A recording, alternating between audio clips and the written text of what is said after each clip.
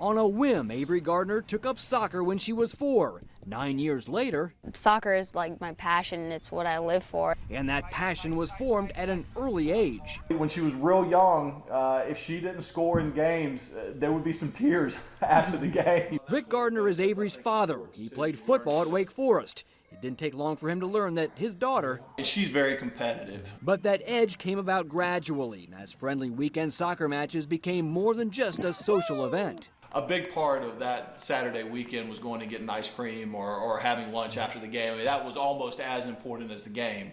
It's not that way anymore. Get there.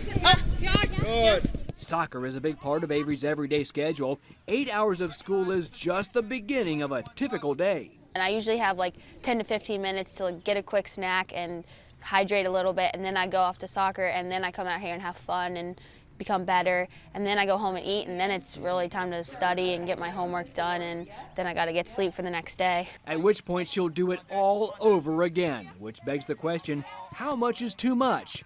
3 two-hour practices each week, games nearly every weekend, and constant individual drills. Avery lives for soccer. Dr. Dick Coop is a sports psychologist. There may be a weekend she needs to take off, just needs to get away from the whole deal.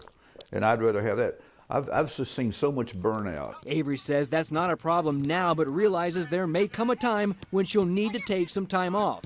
And even if she can't see it, we would know. I as her mother would know if she was pushing herself too hard. Avery, Sandwiches.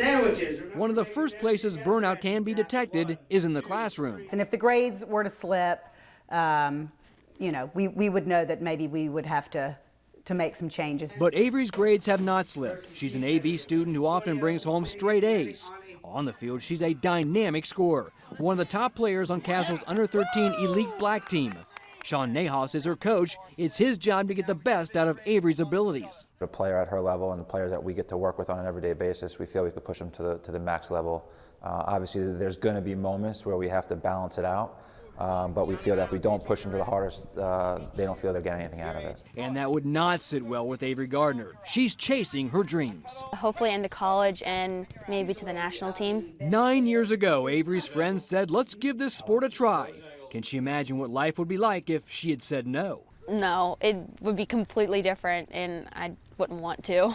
And coming up next Friday, we'll introduce you to a local high school football star who holds more than 20 scholarship offers. Trouble is, he can only choose one, and that's going to disappoint a whole lot of coaches. That's coming up Friday in the final part of our series, Young Athletes and the Pressures to Compete. I'm Todd Gibson, WNCN Sports.